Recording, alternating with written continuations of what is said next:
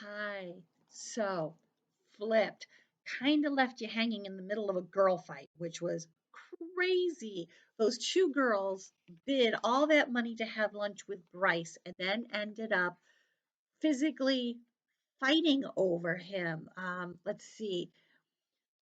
One of my mom's flaky apple tarts got ground into Miranda's hair. The extra ranch dressing got smeared into Shelley's. And before Mrs. McClure could say, "In the name of boosters, what are you doing?" they were rolling on the floor, scratching each other's makeup off. I took this opportunity to leave my table and head for Julie's. I grabbed her by the hand and said, "I've got to talk to you." She sort of half stands and says, "What? What's going on, Bryce? Why are they fighting?" "Excuse us a minute, would you, John?"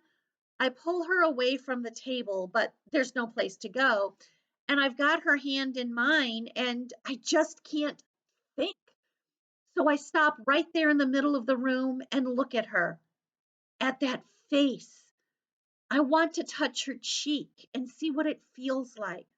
I want to touch her hair. It looks so incredibly soft.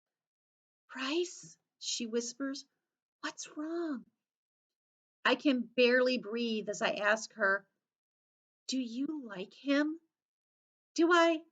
You mean John?" "Yes." "Well, sure, he's nice and no, do you like him?" My heart was pounding through my chest, and I took her other hand and waited.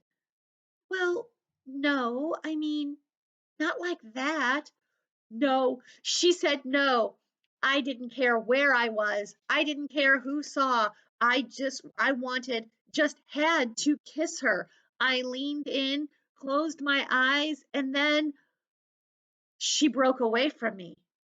Suddenly, the room was dead quiet. Miranda and Shelley stared at me through their slimy hair.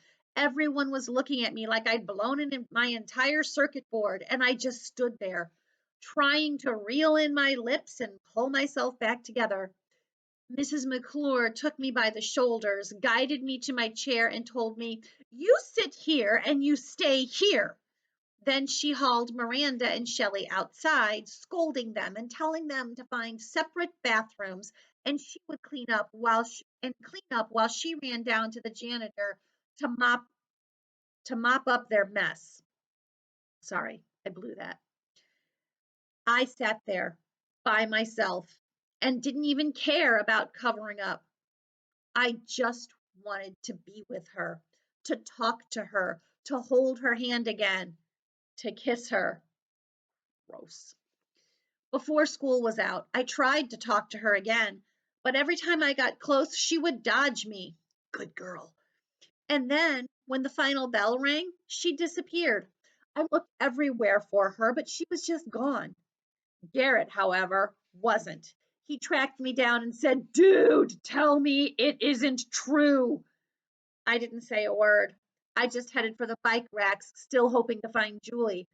"Oh man, it is true." "Leave me alone, Garrett." "You get hooked up with the two finest chicks on campus, then bail on them for Julie? You don't understand." "You're right, dude. I completely don't understand. Did you seriously try to kiss her? I couldn't believe that part. We're talking Juliana Baker, your nightmare neighbor, the know it all nuisance, the coop poop babe." I stopped cold and shoved him, just laid into him with both hands and shoved. "That was a long time ago, man. Knock it off." Garrett put both of his hands up but moved in at me. "Dude, you have flipped. You know that? Just back off, would you?" He blocked my path. "I can't believe this. 2 hours ago, you were the man. The man. Now the whole school was on their knees before you. Now look at you. You're like a social hazard." He snorted and said, "And dude, the truth is, if you're going to be like this, I don't need the association." I got right in his face and said, "Good, because you know what? Neither do I." I shoved him aside and ran. Oh, boy, interesting. Hmm. So, is he going to go hunt her down? Is he going to go talk to Grandpa? What's he going to do? This is insanity. Insanity. I told you this book was good.